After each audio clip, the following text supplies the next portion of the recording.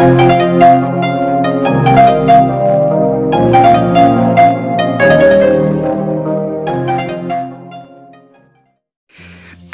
আলাইকুম এভরিওয়ান, কেমন আছেন? আরেকটা রেসিপি নিয়ে হাজির হয়ে গেলাম। আশা করছি রেসিপিটি আপনাদের কাছে ভালো লাগবে। আজকে ঝটপট তৈরি করে দেখাবো বিকেলের নাস্তা।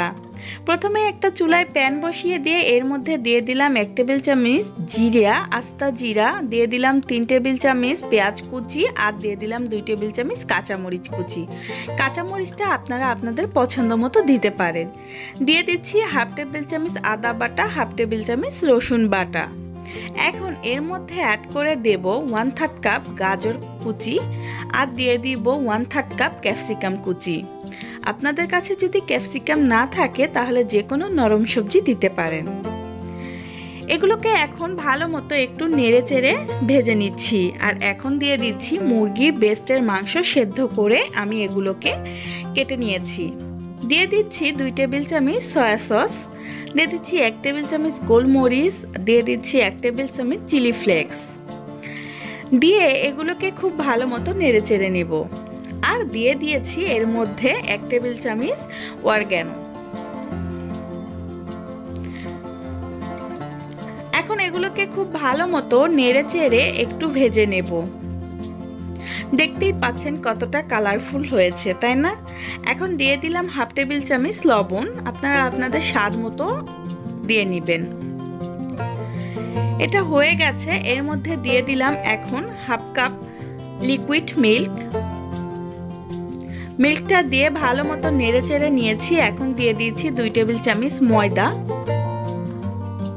ময়দাটা দিয়ে এটাকে খুব ভালো মতো নেড়ে চেড়ে নিয়েছি। দেখেন ভিতরের পুরটা কিন্তু একদম রেডি হয়ে গেছে। এটাকে আমি নামিয়ে ঠান্ডা করে নেব।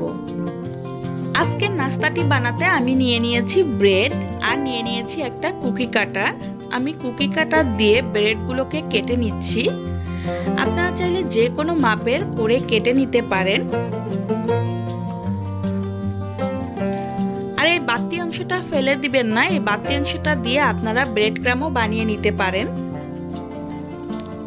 তো আমি এভাবে সবগুলো ব্রেড কেটে নিচ্ছি। দেখেন সবগুলো ব্রেড কাটা হয়ে গেছে। এখন একটা করে ব্রেডের স্লাইস নিয়ে নিয়েছি, আর যে পুরটা রেডি করে রেখেছিলাম ওখান থেকে কিছুটা পুর এই ব্রেডের উপর দিয়ে দিচ্ছি।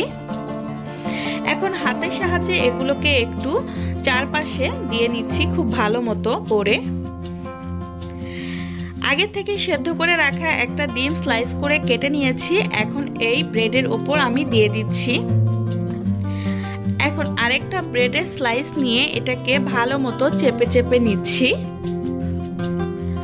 এখন একটা মিক্সিং বোল নিয়ে নিচ্ছি, আর এর মধ্যে দিয়ে দিচ্ছি 1/2 কাপ ময়দা, আর দিয়ে দিব 1/3 কাপ কর্নফ্লাওয়ার, দিয়ে দিচ্ছি স্বাদ মতো লবণ। এখন দিয়ে দিব নর্মাল টেম্পারেচারে থাকা পানি দিয়ে এগুলোকে একটা বেটার তৈরি করে নিব। আর খুব ভালো মতো একটা বেটার তৈরি করে নিব যাতে কোনো দানা দানা না থাকে, কোনো দলা পেকে নাই। দেখেন সুন্দর মতো একটা বেটার তৈরি করে নিয়েছি, খুব পাতলাও না খুব ভারীও না। এখন একটা করে ব্রেডের স্লাইস দিয়ে এটাকে খুব ভালো মতো একটু কোট করে নিচ্ছি। আর নিয়ে নিয়েছি ব্রেড ক্রাম। ব্রেড ক্রামটাকে দিয়ে চারপাশেও এটাকে খুব ভালো মতো কোট করে নেব। এটাকে খুব ভালো মতো চেপে চেপে কোট করে নিতে হবে। আমি আরেকটা আপনাদেরকে দেখিয়ে দিচ্ছি। আর আমার রেসিপিগুলো যদি আপনাদের কাছে ভালো লাগে প্লিজ আমার চ্যানেলটি সাবস্ক্রাইব করে পাশে থাকা বেল আইকনটিতে প্রেস করে রাখবেন এরকম নিত্য নতুন রেসিপি পেতে। আর রেসিপিটি ভালো লাগলে একটা লাইক দিবেন আশা করছি। আমি সেম ভাবে সবগুলোকে বানিয়ে নিয়েছি। এখন আমি চলে যাব ভাজার জন্য।